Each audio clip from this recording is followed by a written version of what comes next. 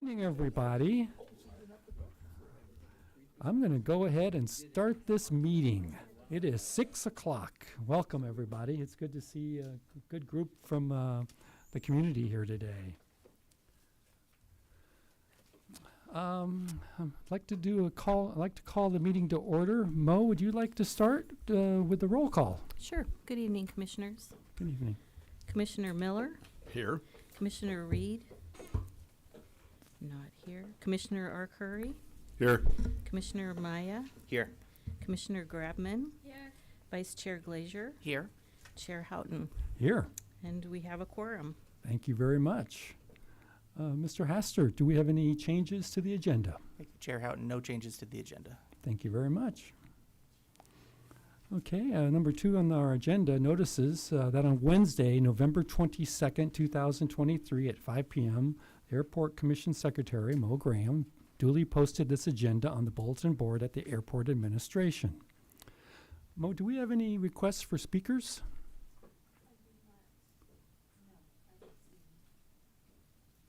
All right. That parking lot looks really full out there, so I thought that we may have even more people here. Okay. So public can comment based upon agenda topics coming up. So if something comes to mind, please complete a speakers list. We do have Council Member Eric Friedman here. Council Member, would you like to speak?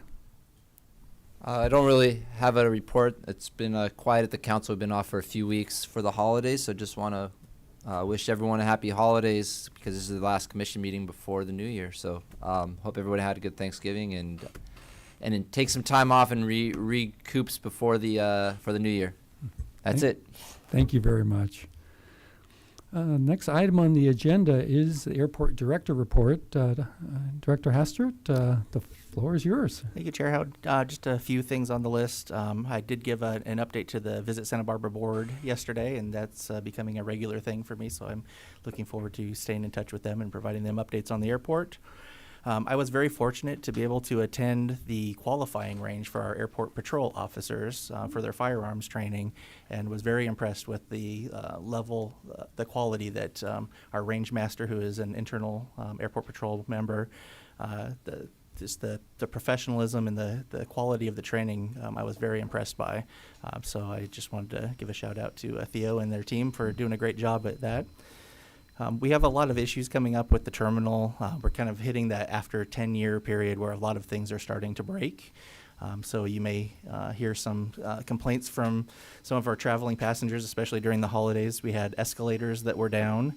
And so as far as I know from the latest update, the crew will be back out here tomorrow to at least get one of them back in service, still waiting for parts for the other one.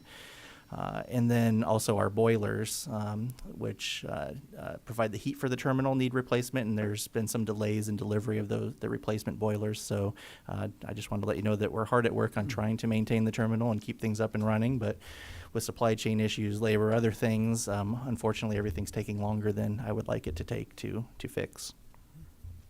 Kind of going backwards again, speaking of Visit Santa Barbara, we meaning myself, Angie Doss, Lauren with marketing, and Kathy from Visit Santa Barbara attended a meeting with Delta Airlines in Atlanta. It was a very good meeting. We went over quite a bit to do with marketing, with what airports flow over Delta's hub in Atlanta or to Salt Lake City for the outside marketing that Visit Santa Barbara helps us with. But one of the interesting things that came out of that meeting was we didn't realize how important this launch was to Delta and why they're excited about it. And that's partially because the A220 hasn't really fully been utilized out of Atlanta yet for long-range flights. And so Santa Barbara and Burbank are kind of their test run for long-range flights out of Atlanta. And so that's one of the reasons why they are also excited. Not that they wouldn't be excited anyway, but more excited about coming back to Santa Barbara, and which also is a good thing for us because that A220 is a much quieter airplane and much better efficiency. So we're looking forward to seeing how those test runs work. As you already commented on, the parking lot is full out there. It's not because the restaurant has reopened. It has not. And it's not because of all of the people in the meeting here tonight. We have moved all of our employee parking for the terminal over to these lots right now. Especially during the holiday, we wanted to make sure we had adequate room for the passengers in the economy lot. So we will probably be shifting that back over soon. But that's why you see the extra cars that are in the terminal parking lot here. I don't have actual numbers for the number of passengers that have traveled through the Thanksgiving holiday, but I'm guessing that it's going to somewhat mirror the national averages, which set record numbers, and we were very busy here as well. One of the other items that may generate a few complaints is we have our Southfield project going on right now, adding extra rental car parking. Unfortunately, as we move forward with another phase of that project, it will require a longer distance to walk for those passengers picking up their rental cars. And we have put out a press release. We've given out a lot of information, so hopefully we won't get too many complaints. Estimated to take roughly 60 days, but obviously with construction and rain and other things, that could extend a little bit. We have an item going up to the City Council soon, and that is a sole source purchase for pilot control lighting upgrades. So for the pilots that are in the room, you may know that we don't have our main runway on pilot controlled lighting, so we are actually looking to make that switch for so efficiency for energy, as well as just being kind of the standard that all the other airports are at. And if our passengers were frustrated by the escalators, I'm happy to report that we have an agreement with Therapy Dogs of Santa Barbara. So they are providing services, especially during the holidays. They actually are badged to be able to go into the secure area and interact with the passengers. And they have some really friendly dogs that like to be pet. And so we're happy to be working with them.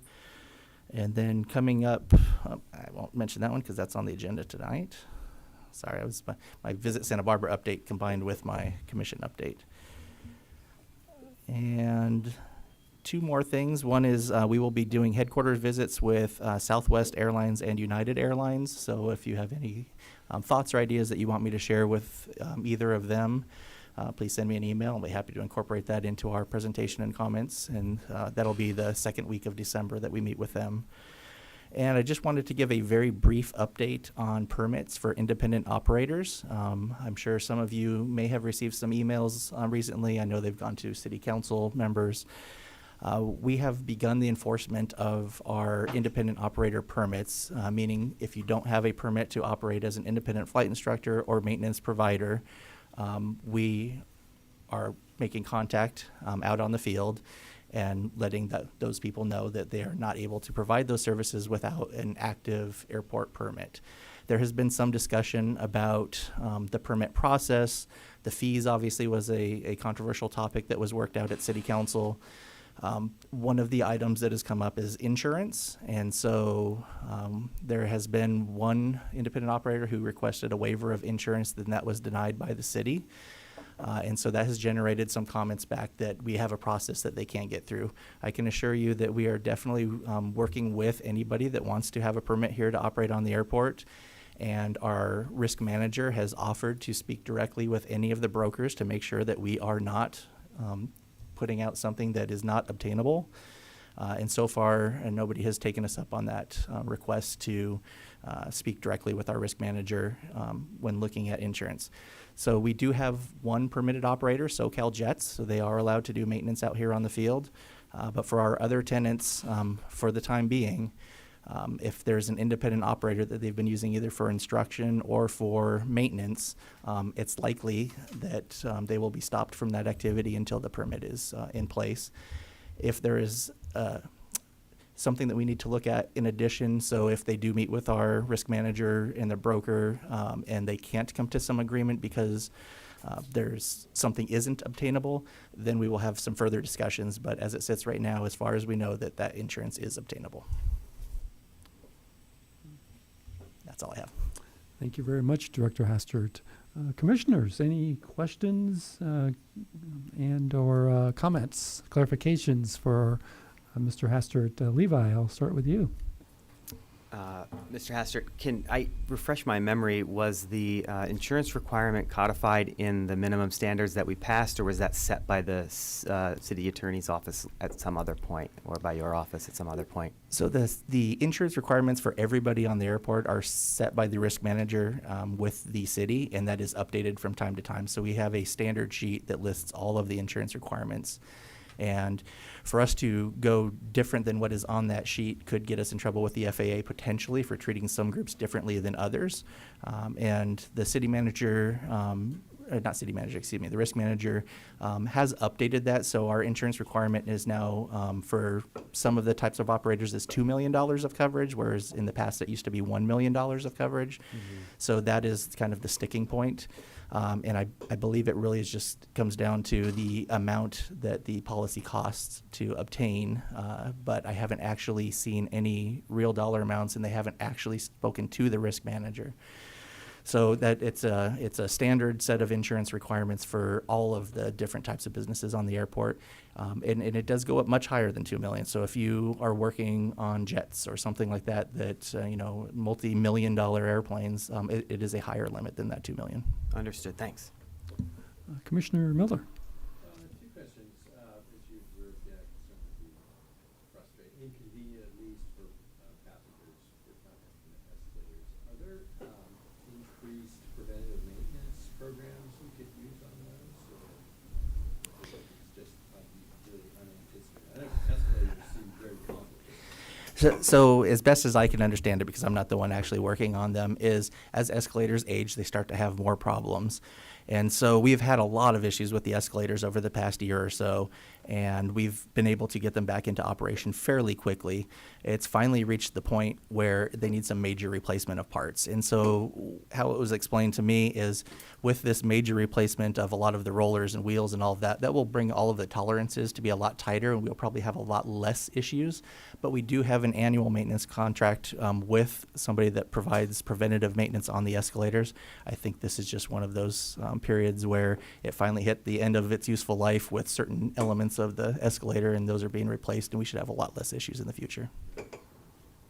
Rehabilitated or refurbished as Yeah. right now. Okay, great. Thanks. The second question was, I know we generally work, per the public contract code with competitive procurements. So I was curious, what was the reason to do sole source on the pilot controlled lighting? That's a good question. Thank you for asking. So SDB SafeGate is who is the manufacturer of our current airport lighting control system. Oh, okay. And this is just adding on to that existing system. So Oh, this is just some modules that will be being added to an existing system that is already by that one vendor. Right. Perfect sense. Thanks. Commissioners, any additional questions? Commissioner Gladman.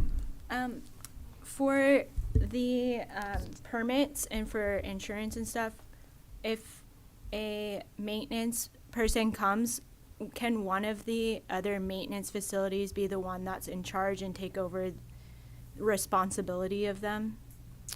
So I think I understand your question. If we had an outside Yeah. maintenance person coming in, so there's a lot of gray area that we're still working out. So, for instance, if one of our on-airport businesses was working on a Gulfstream and they Yeah. needed Gulfstream or the engine manufacturer or somebody to come in, then yes, they can work directly with that manufacturer. Okay.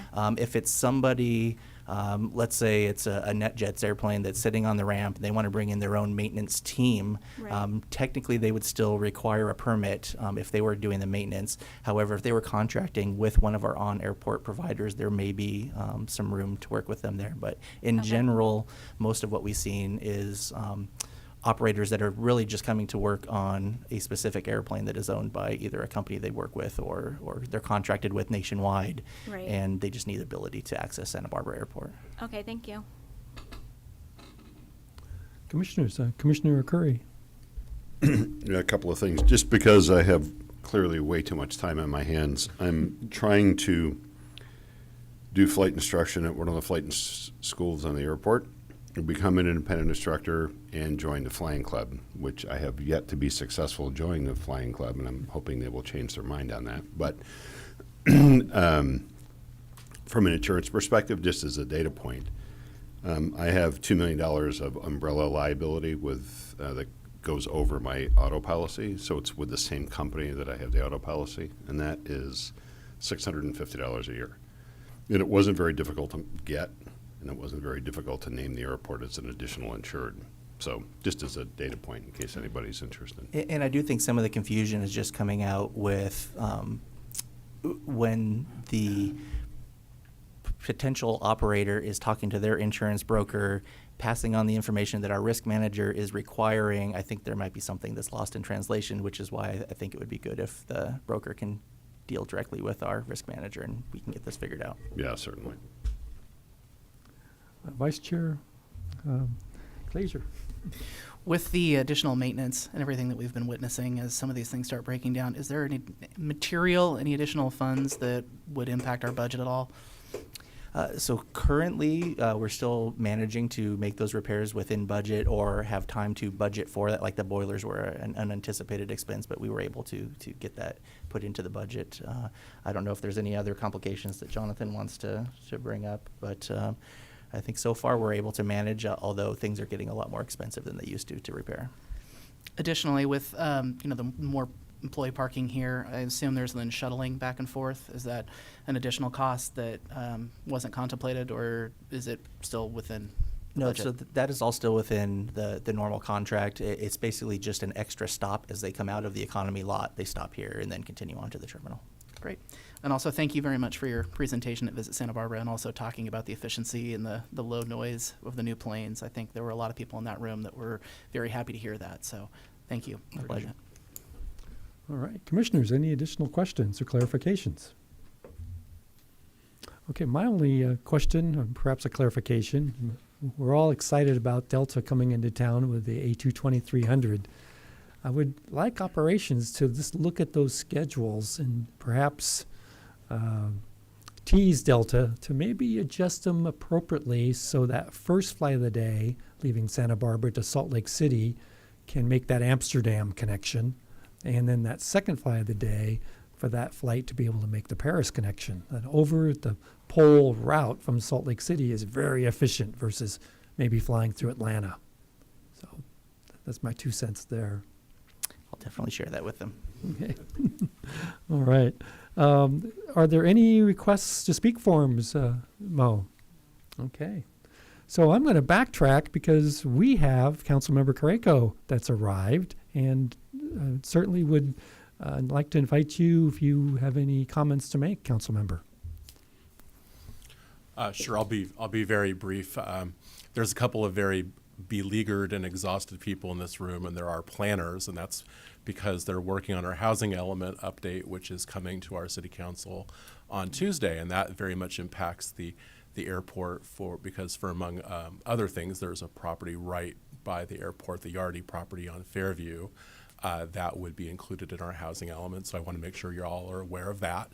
That hearing will be on Tuesday evening.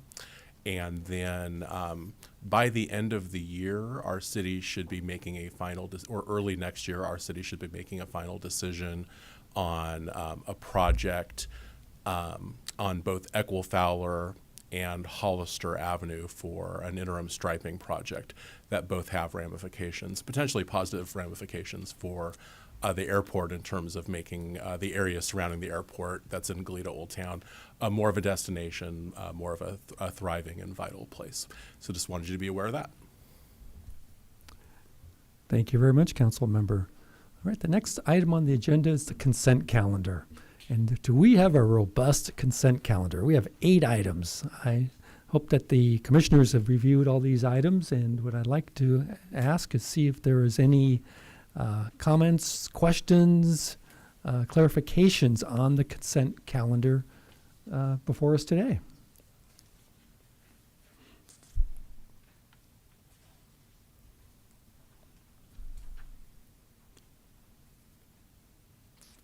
No questions? Okay, so I am going to, are there any comments from the public on the consent calendar? Any requests for speaker forums on that? All right, so I'm going to thank you, Commissioner Miller, and I'm going to call for a, did we have a second? I'll second. Okay, seconded by Commissioner Maya. And so we're going to vote. All in favor? Aye? Aye. Aye. It is unanimous. Okay, that was our only item to vote on this evening. Okay, we're moving to administrative reports, and I'm once again going to call on Director Hastert to make a presentation or introduce the master plan update. Thank you, Chair Houghton, and I'm going to pass this off to Sarah Isa. Her and her team are doing a lot of work behind the scenes on our master plan update and our capital program, which you'll see right after that. So, Sarah. Thank you, Mr. Hastert. Good evening, Mr. Chair and Commissioners. I'm Sarah Isa, the Capital Development Manager. I want to give a brief update on the master plan update tonight. So some project background. I think the last time the Commission saw this was the summer of 2022, and you'll be seeing it again in January of 2024. In 2017, the master plan was based on 2011 data. That's incorrect. Master plan updates are for commercial service airports, and they're conducted every 5 to 10 years, and they're funded by the FAA. It looks at a 20-year planning horizon, and it includes changing conditions to the region and the industry. This current master plan update is based on current information, and the document provides the airport with a clear path forward based on current information. For this master plan update, it includes the guiding principles from the 2017 master plan, which include safety and security, economic vitality, transportation diversity, community sustainability, environmental preservation, and cultural resource protection. So those were all agreed upon with the Community Input Committee and the Technical Input Committee at the beginning of this process. As a reminder, this is the 2017 master plan recommended concept. We began with this at the outset of the 2022 master plan update, and I'll go into a little bit more detail on this. At the moment, we have some projects for the 2017 master plan moving forward, including the terminal addition project, the runway 25 entrance redesign, and the taxiway hotel extension design. So this is the current schematic design of the 10% conceptual design of the terminal addition project. We just finished this 10% design contract. And we're waiting on additional funding to move forward with the design of this project.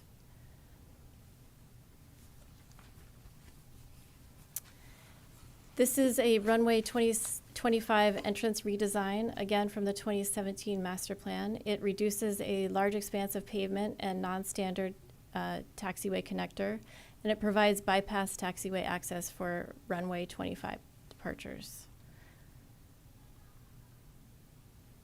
And then this is the taxiway hotel extension. It's still in design. It's separate from the master plan update, but it will be included in the master plan update for continuity. So this brings us to the master plan update, the 2022 master plan update project schedule. It was included in the fiscal year 2022 ASIP. The contract began in the summer of 2022 with Mead and Hunt. They started out with doing aviation forecasts, which were approved by the FAA. They did a facility requirements analysis, which was quite comprehensive. And just recently, they provided us with draft alternatives, which will be presented to the Airport Commission in January 2024. And that's really the meat of the master plan update.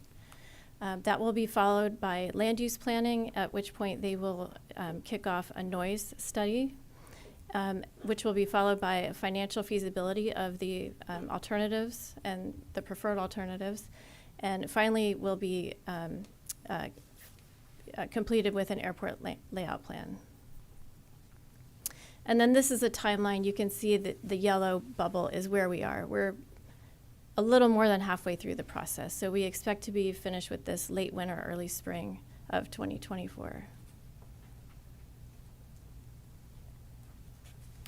So the next steps are to bring this back to the commission in January 2024 with alternatives. At the same time, we will be going to City Council to show them the alternatives to receive feedback.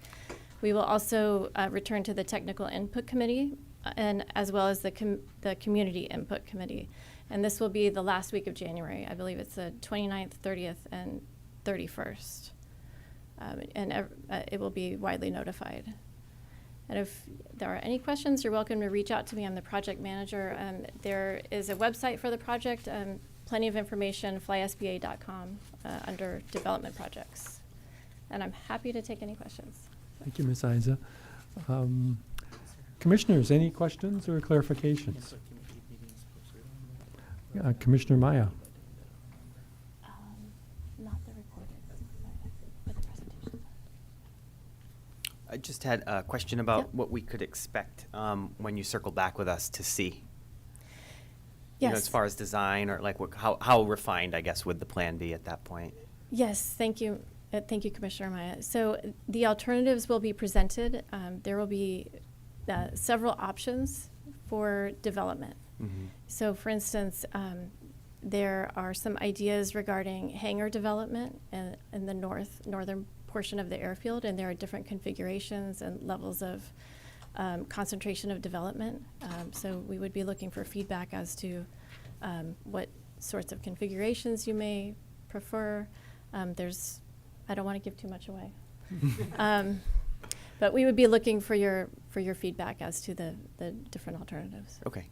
Look forward to it. Thanks. Commissioner Miller. I'm just curious, so how thick is the document going to be? Is it a little one, thick one? Thank you. So, pretty thick. So the facilities requirements chapter is 90 pages. The alternatives chapter is 90 pages.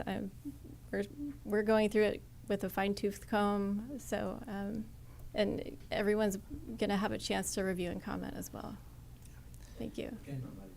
And Yes. it's definitely one of the largest sections of looking at the alternatives has to do with us meeting our FAA standards for geometry, for how the taxiways connect and things like that. So I think you're going to see some proposed changes that might not even make sense to the average pilot flying in or out, or even some controllers at first, but it's all related to the new FAA standards and safety for making sure that we don't have accidents on the runway with, you know, airplanes hitting airplanes or cars or whatever. And so we'll definitely go into a lot more detail about that, but it's going to be an interesting look for everybody to see what the new standards look like as it relates to Santa Barbara. Vice Chair Glazer. As we've discussed, costs have gone through the roof for just about everything. Will this report also go or dive into a little bit of the different funding sources that we might be able to look at, given the changes and where interest rates and bonds and state financing is these days? Yes, thank you, Commissioner Glacier. That is a final chapter of the master plan update is the financial feasibility. And they do have an eye on the current economic standards right now for construction. Thank you very much. Is it a requirement that every section is 90 pages? Thank you. Ironically, they are all 90 pages so far. So, Awesome. That's a good consultant.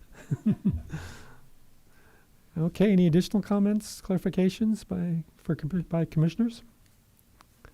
Okay, any public comments, any speaker forums that have been completed? Okay, and any additional discussion requests by commissioners? I think we've beat this one to death. Thank you very much. All right, the next topic is the Airport Capital Improvement Program. I'm going to ask Director Hastert to introduce this program. Thank you, Chair Houghton. I'm going to pass this one off to Sarah Isa as well, and now you will see why she is so busy with what she does in her department. thank you again. And this will address a little bit more about the financial climate and construction costs. So I will be talking, this is more of an interim update of the capital improvement program. Last year we presented the 2-year capital improvement program, the cities. So this is addressing fiscal years 2024 to 2028. So the purpose is to review the airport's draft CIP for fiscal years 2024 to 2028. And as a review, the airport receives various forms of funding, mostly from the FAA, also from the Caltrans Division of Aeronautics, and also from the city. And all of this is received down to the airport and is turned into projects, capital projects. The FAA requires a capital improvement plan. It's done annually. In fact, it's due December 31st, and we are still updating it. We're updating it weekly. Every week we think we're done, but we are still updating it as of this week. It's a 5-year plan. The Caltrans Division of Aeronautics requires a capital improvement plan. That's biennial, and that's a 10-year plan. And then the city requires a capital improvement program, and that's biennial. And you saw last year's approved biennial plan, and that's a 5-year plan. So this is more of an interim update.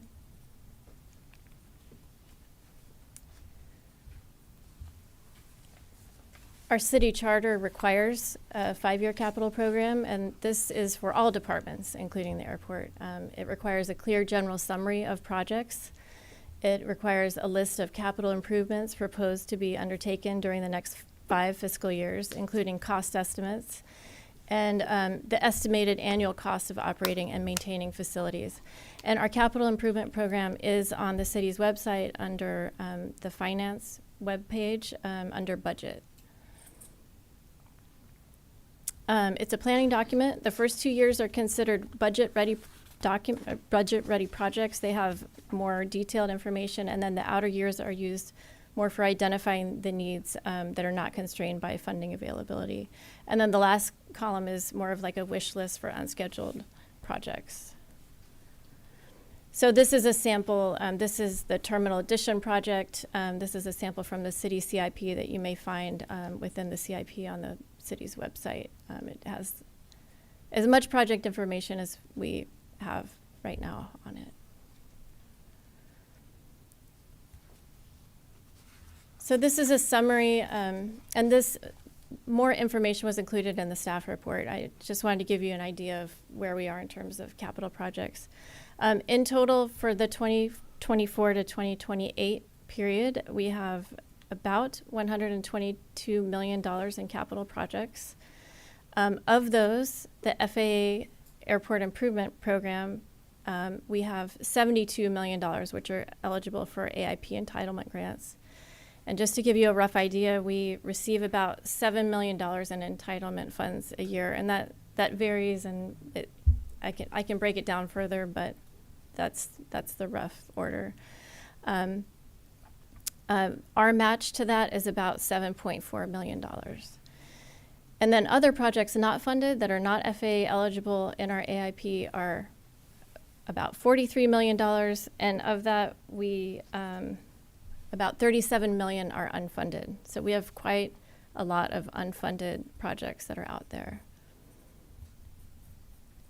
And this is not meant to show you the detail exactly, but I just wanted to summarize that these are all of our FAA AIP eligible grant projects, and you can see in the far left column is FY24. We have a few, and next year in FY25 we have several more that we're planning to do, and FY26 we have several big ones, and then FY27 we have the Terminal Addition South. That's a very big one at $36 million. Total for $79 million in FAA AIP grant eligible projects. So some notable projects in the next year that are FAA projects. We have the airfield marking, signage, and lighting project at $6 million. This is a project that was estimated to be a lot less than $6 million, and we had to make the decision to go ahead and move forward with it. And that required some juggling of our federal funds and then also our own city funds. But we made that decision. It's a necessary project. It includes standardizing and renaming the taxiways, and then also changing the airfield lighting to LEDs. We also have a couple of planning efforts moving forward, including the airfield drainage master plan update, which is $370,000. That will be matched up with our sea level rise planning. And we have the pavement rehabilitation design for taxiways Golf, Mike and Juliet at $371,000. And then, as I said, between 2026 and 2028, we have some very big projects. The taxiways Golf, Mike and Juliet rehabilitation construction project. I was just mentioning to Commissioner Glacier earlier that this project, as of last week, was estimated to be $2.3 million, and I just found out this week it's now upwards of $8 million.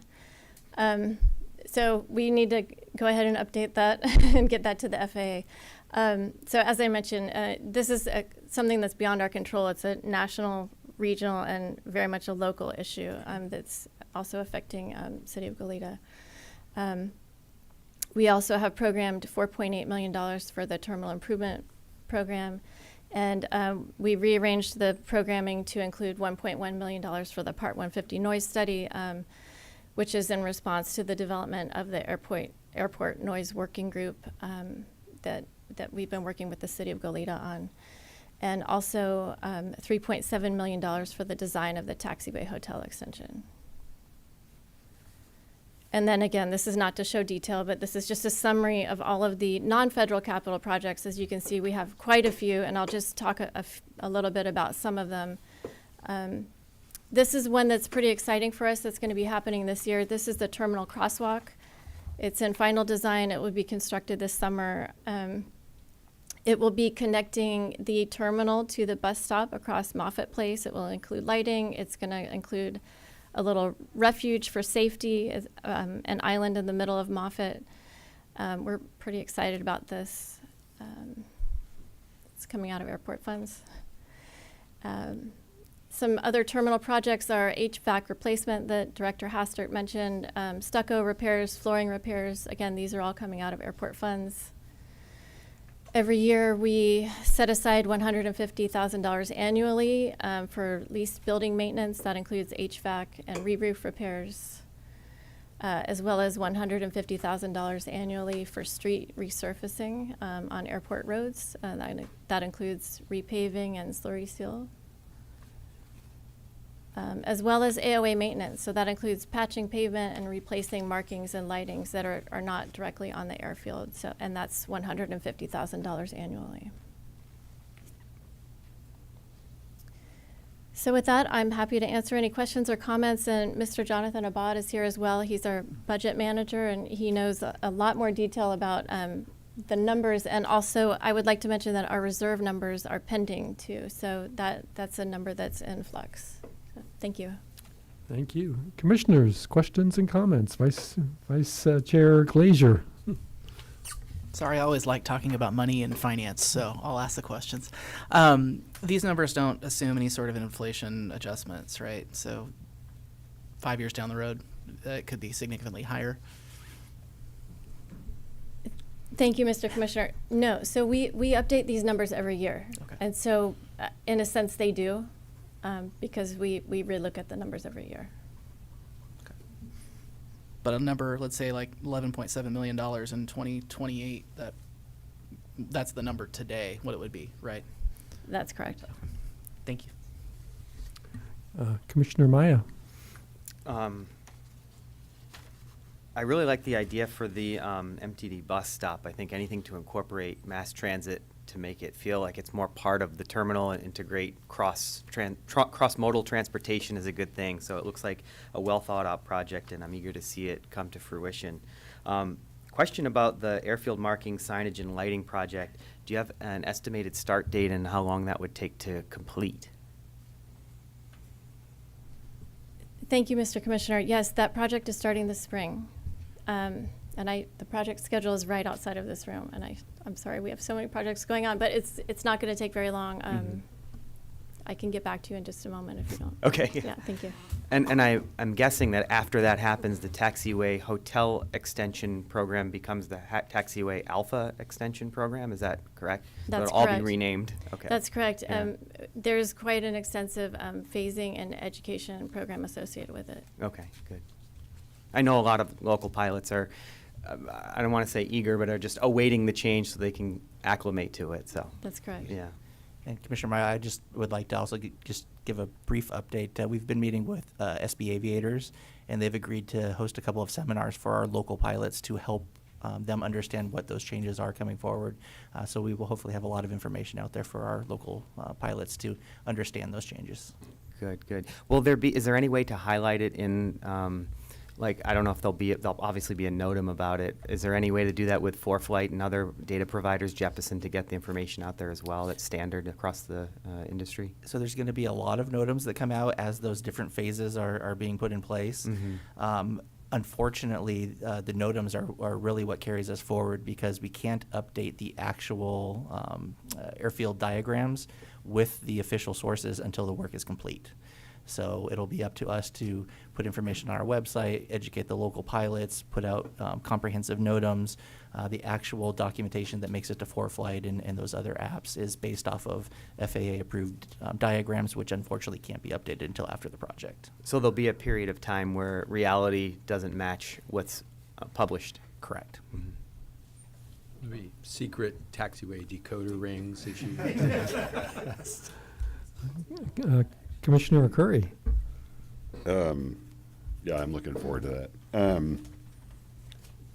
Was there one major, the Gulf Mike and Juliet rehabilitation, did pavement get more expensive, or? I don't normally drill down on the finances. Bruce is our guy on that. No insult intended. But holy cow. 2.3 to 8, you said? Sure, and thank you, Mr. Commissioner. I haven't received the full story yet, but I believe the rehabilitation needs more work than was originally thought as they proceeded with design, in addition to the cost of materials. And in fact, we're having a meeting about it tomorrow, so I'd be glad to get you more information. Who's curiosity, who's the meeting with?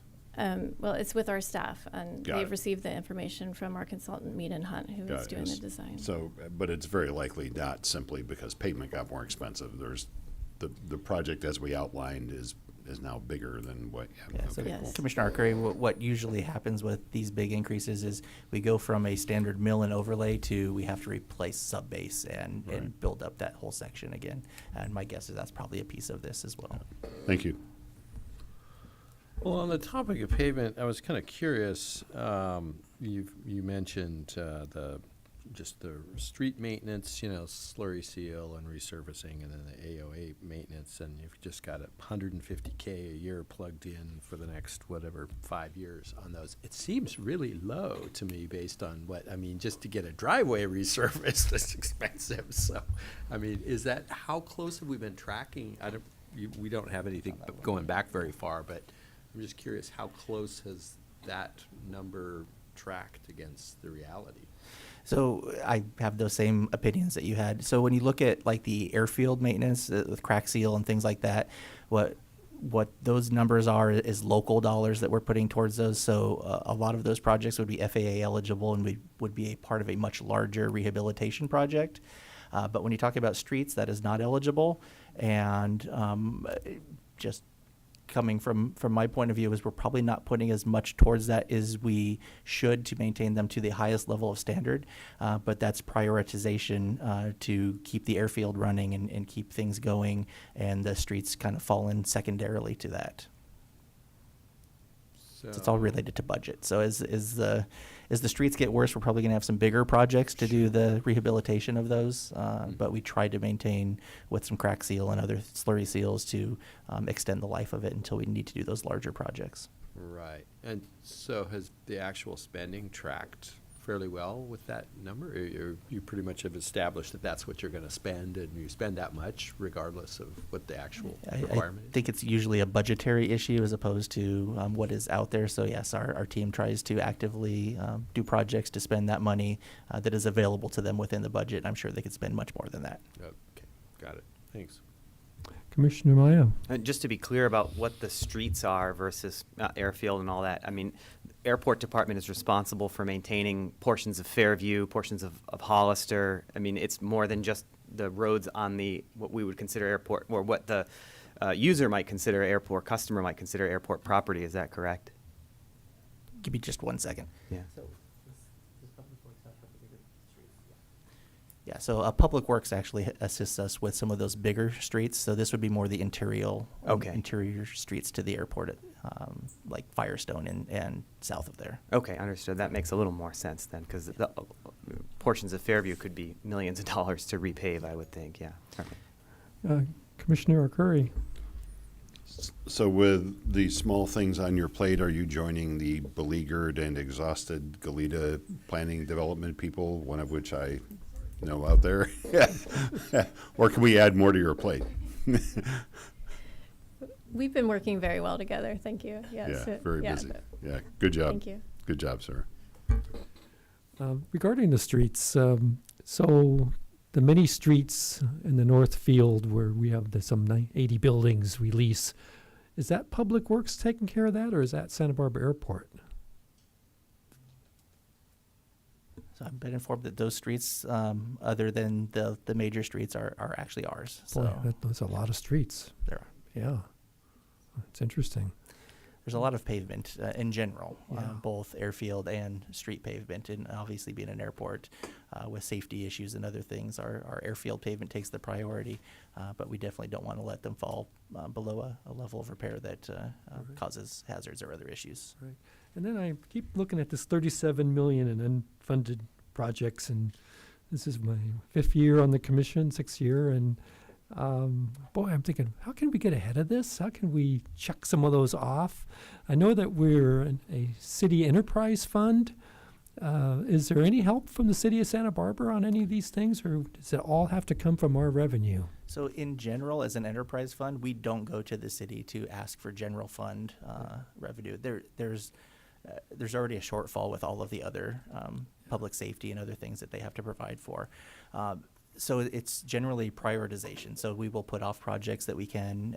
We will bring forward projects that need to be done more urgently. So if a street, had a sinkhole or something, we would obviously reprioritize our capital improvement plan and put some money towards the streets as needed. I will say that Jonathan Abad has been doing a good job very recently of really trying to maximize what we can do for our federal dollars, including our passenger facility charges. So we have some revenues that come in, the $4.50 per passenger that flies through here. And if we can apply those funds towards other projects that are eligible, not every project is eligible, we're trying to maximize that as well. So Jonathan's been doing a very good job of trying to look at all of the different revenue sources available and maximize the projects that we can get out of them. Very good. Keep up the good work, Jonathan. All right. Any additional comments, questions from the commissioners?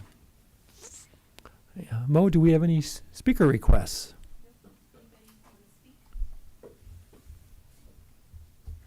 All right. Well, these last two items do not require a motion or a vote, so I'm going to